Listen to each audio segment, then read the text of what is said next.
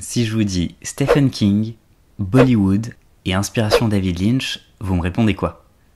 Avant de répondre à cette question, il faut d'abord que je vous parle rapidement de Cat's Eye. Même pas un petit bienvenue au Cat's Eye.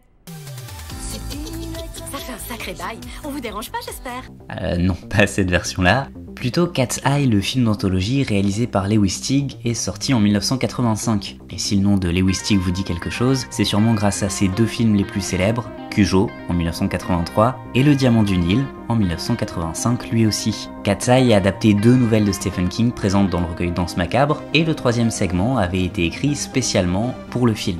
Alors Cat's Eye, est-ce que c'est bien ? Honnêtement, ça se regarde. À aucun moment ça ne fait peur, les segments sont vraiment inégaux. On a une deuxième partie bien plus efficace que le reste et une troisième franchement faiblarde. Ça sent bon le typique film d'horreur des années 80 avec son lot de qualité et son gros lot de clichés et une tendance au cartoonesque qui rend le tout à la fois inefficace et étrangement attachant. Et puis bon, côté horreur ça reste gentillé, c'est classé PG-13, bref, c'est un téléfilm qui va vaguement effrayer les enfants. On retiendra de Cat's Eye un lot de références à l'univers de Stephen King, comme l'apparition de Cujo, là, double référence, puisque Teague lui-même a adapté Cujo comme on vient de le dire, puis Christine, la voiture, wow.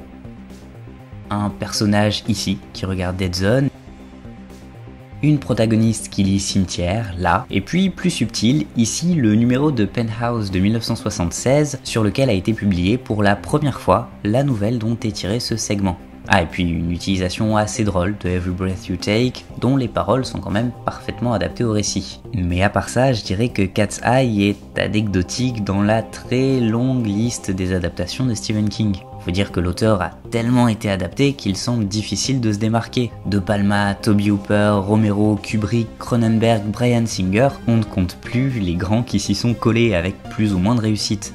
Mais aujourd'hui, on va pas parler de ces films-là, et à vrai dire, on va même pas vraiment parler de Cat's Eye. Pourquoi? Je vous fais toute une intro là-dessus. Parce que le premier segment du film est tiré de la nouvelle Desintox Incorporation, une nouvelle assez banale dans la prolifique carrière de King, adaptée plutôt fidèlement par Teague. En gros, le personnage principal, Richard Dick Morrison, décide d'arrêter de fumer, et un ami lui conseille un centre qui aurait une méthode révolutionnaire. Une fois qu'il a signé, il déchante. Il sera surveillé en permanence avec des punitions à chaque rechute. Première rechute, des chocs électriques administrés à sa femme. Deuxième rechute, des chocs électriques administrés à sa fille. Troisième rechute, sa femme sera violée. Quatrième rechute, le centre abandonne le suivi, ce qui sous-entend plus ou moins qu'il sera tué.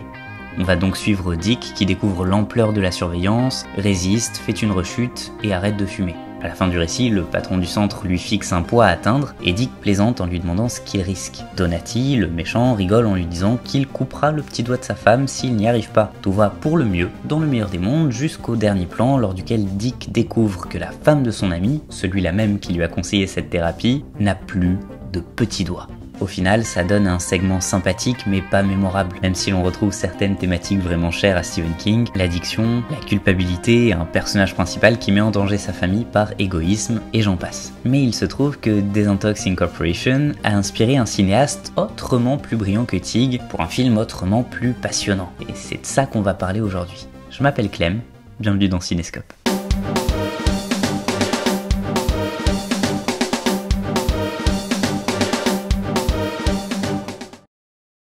Alors ne jouons pas sur les mots, le film dont on va parler n'est pas une adaptation mais une inspiration. Et ce film en question c'est No Smoking d'Anurag Kashyap. Faut dire qu'avec un budget limité d'à peine 3 millions de dollars, les droits d'auteur auraient certainement alourdi un projet censé être peu coûteux, et comme de toute façon le film s'est planté avec à peine plus de 400 000 $ au box-office, alourdir le budget aurait été une terrible idée. Et puis surtout, si le cinéaste a avoué s'être inspiré du postulat de base de la nouvelle, ce qu'il en fait est tellement différent qu'on aurait bien du mal à l'accuser de plagiat. Mais alors, de quoi parle No Smoking ? K, fumeur invétéré et imbu de lui-même, se voit proposer par un ami une thérapie révolutionnaire pour arrêter le tabac. Il refuse, dans un premier temps, mais y est contraint lorsque sa femme quitte la maison et le menace de divorcer s'il ne suit pas cette thérapie. On va rester sur le même principe, un centre aux méthodes radicales, des punitions à chaque rechute. Mais là où l'histoire de King ne fait qu'effleurer le sujet avec une seule rechute, Kashyap va aller au bout du concept. Et pourtant, No Smoking ne parle pas de l'addiction à proprement parler. Là où King veut en partie parler de sa lutte contre l'alcool, de ses addictions, Kashup veut parler de choses personnelles, mais radicalement différentes. Déjà, le centre à proprement parler n'est pas un simple bureau avec un directeur vaguement menaçant. Ici, on va effectuer une descente aux enfers. Selon la cosmologie hindoue, sur les 7 royaumes, on en retient surtout 3 principaux: Svarga, les cieux réservés aux dieux et aux âmes les plus pures attendant la réincarnation, Dharti, la terre des humains, et Patal, le monde souterrain peuplé de démons, de serpents et autres nuisibles rampants. Et d'ailleurs, par rapport à cette symbolique, je vous invite à découvrir Patal Lok sur Amazon Prime Video, une excellente série sociale et politique. Anurag Kashup se sert de cette imagerie religieuse dès les premières minutes. K se croit au-dessus du lot et vit en hauteur. Lorsque sa femme le quitte, il réalise n'être qu'un humain. Et pour se libérer de l'addiction dont il tire tant de fierté au début du récit, il doit littéralement descendre sous terre. Ce symbolisme n'est pas gratuit, il annonce une des lectures possibles de l'œuvre qui est sa critique de l'institution religieuse. En effet, ce n'est pas un docteur ou un homme d'affaires cynique qui propose la thérapie, mais bien un gourou dont la tenue et les propos qui basculent entre théologique et ésotérique le rapprochent bien plus d'un prêtre que d'un thérapeute. C'est un excellent moyen détourné pour le cinéaste de tirer sur la religion et ses dangers dans une société indienne gangrénée par les tensions religieuses. Il lie donc un gourou hindou à une imagerie radicale, allant jusqu'à évoquer visuellement les camps de concentration et d'autres horreurs de l'histoire. Au-delà des liens directs entre religion et totalitarisme, et de l'avertissement sur le danger de donner, littéralement, dans le cas de K et du centre, le droit de vie et de mort aux hommes de foi, le réalisateur attaque la religion sur son cynisme quand il s'agit de son rapport à l'argent. Enfin, il dénonce également l'hypocrisie du puritanisme religieux. En effet, dans l'immense livre constituant le contrat que doit signer chaque patient de la thérapie, une exception est faite. À l'heure 0, une fois par an, ils ont le droit de fumer dans un lieu privé réunissant tous les patients qui se soignent. Autrement dit, péchez entre vous, mais gardez une apparence de sainteté en public. C'est l'apparence qui prévaut. Cependant, le thème absolu du film est tout simplement Anurag Kashup et sa position face à l'industrie bollywoodienne des années 2000. Inutile de justifier que K commence par la même lettre que Kashup. K représente le cinéaste. Somehow it was not meant to be a film so personal, but it became that. It is very Kafka. The whole reference of the character being called K could be for Kafka, K could also be for Kashup. Et c'est assez drôle parce que dans la nouvelle de King, le personnage s'appelle Richard, comme Richard Bachman, pseudonyme utilisé par King pour certains de ses romans.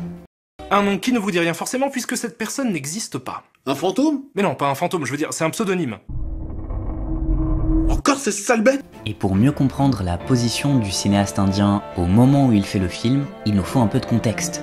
Lorsqu'il tourne No Smoking, Kashup a déjà passé plus de 10 ans à essayer de faire ses preuves en tant que scénariste et à lutter contre une industrie qui ne veut pas d'artistes comme lui. Il a déjà réalisé 2 films, mais le premier, Punch, a tout simplement été interdit par la censure et ne sortira jamais en salle, alors que le second, Black Friday, sera interdit pendant 3 ans car jugé trop dangereux dans ses dénonciations politiques et son analyse des attentats. C'est donc un jeune cinéaste ambitieux, radical, en colère, quelque peu aigri et plus provocateur que jamais qui prend la caméra. Dans le film, K a une vision noire du monde qui l'entoure, littéralement d'ailleurs, puisqu'il garde ses lunettes de soleil même en intérieur. Et bien qu'il soit pessimiste et aigri, le monde veut le voir s'améliorer, rentrer dans les rangs. On peut le constater sur le reflet en début de film entre la couleur qu'on attend de lui et le noir et blanc qui le caractérise. Et c'est avec une audace incroyable que le cinéaste va nous parler d'un thème tout simple, l'indépendance quand tout le monde veut l'uniformité. Mais plutôt que de le faire de façon littérale, il va noyer le spectateur dans un flot de symbolisme, d'allusions mystiques, embrassant le fantastique, l'absurde et le psychédélique, et évitant un récit linéaire et prévisible. Et quand on voit l'étrangeté et la bizarrerie de ce film, on comprend totalement que de nombreux critiques l'ont comparé à David Lynch. L'inspiration est évidente, Kashup ne s'en cache pas, mais en même temps il ne se contente pas de faire du copier-coller du maître. Dans le film, K est un but de lui-même, méprise les autres, comme le jeune cinéaste qui traverse une phase où la rage de créer le fait détester tous les réalisateurs et scénaristes qui sont rentrés dans les rangs. Ceux qui ont choisi la facilité de faire du cinéma commercial pour avoir du travail, qui ont tourné le dos à leurs ambitions. Même sa famille, qui pense vouloir son bien, dans le film sa femme, le pousse à sacrifier sa raison de vivre. And I have always been perceived as an arrogant asshole in the industry. John's character K could have been sympathetic. But because I was perceived like that, so I said, okay, let's make this character the way I am perceived in the industry. Leur Zéro, dont on a parlé plus tôt, une fois par an, critique également l'industrie, comme pour dire « fais des films de commande et une fois de temps en temps, tu auras le droit de te faire plaisir ». Kashup ne se voile pas la face. Son personnage est égocentrique, détestable, cynique, mais face à un entourage de vendus à la vie monotone, qui ont tous l'air pathétiques depuis qu'ils sont rentrés dans les rangs, on se dit qu'il est finalement le seul à avoir une passion, une rage salvatrice. Let him be arrogant, let him be the man that nobody likes. But a man that nobody likes, he also has a right to be what he wants to be. Et au final, entre la rage et le monotone, la seule autre alternative est la cruauté bienveillante du gourou, à l'image des censeurs, politiciens et religieux ayant fait interdire les précédents films du cinéaste, alternant entre passif-agressif et brutalité pure sous des airs de sainteté. D'ailleurs, dans No Smoking, les punitions sont différentes que dans la nouvelle de King. La deuxième punition par exemple sera de couper l'index et le majeur. Dans une interview, le cinéaste a confirmé que ces deux doigts servant à tenir une cigarette sont aussi les deux doigts qui peuvent tenir un stylo. En amputant la capacité d'écrire, on ampute tout simplement la liberté d'un artiste et l'on s'assure qu'il ne fasse rien de contraire aux bonnes mœurs. So for me, cutting off those fingers means not letting you write, the freedom of expression. Every time I was direct, I was banned. So I thought this time I'm going to be indirect. This time I'm going to let the world believe that this is a film about anti-smoking. Clin d'œil final à son quotidien, le cinéaste place son ami et collaborateur Vikramaditya Motwane en tant qu'employé qui préfère quitter son boulot plutôt que d'arrêter de fumer, puis en victime du système, enfermé en enfer le temps d'un interrogatoire vers la fin du récit. Comme pour bien accentuer le fait que les rares intègres se verront privés de tout jusqu'à leur âme, ce qui est la 4e punition. Il y a encore beaucoup à dire sur No Smoking et j'ai fait de mon mieux pour ne pas trop spoiler le récit. Tout ce que je peux vous conseiller, c'est de le découvrir absolument. Si vous aimez un cinéma plus radical, symbolique, versant dans un surréalisme vraiment proche de celui de Lynch sans faire dans la copie bas de gamme, vous serez ravis. Entre sa fin ouverte aux multiples interprétations, ses innombrables niveaux de lecture, No Smoking est à mes yeux un chef-d'œuvre du cinéma indien moderne, et franchement j'essaie d'utiliser ce mot le moins possible pour qu'il garde toute sa noblesse. Désastre absolu lors de sa sortie en salle, rejeté par un public qui ne voulait pas comprendre l'étrange expérience à laquelle il assistait, No Smoking est aujourd'hui devenu culte en Inde. Signe de sa renaissance, après une sortie en 2007, il a continué à tourner dans des festivals internationaux jusqu'en 2011. Et franchement, il n'a pas volé sa réputation. Je vous souhaite une excellente découverte. C'était Clem, on se dit à bientôt pour le prochain épisode de Cinescope.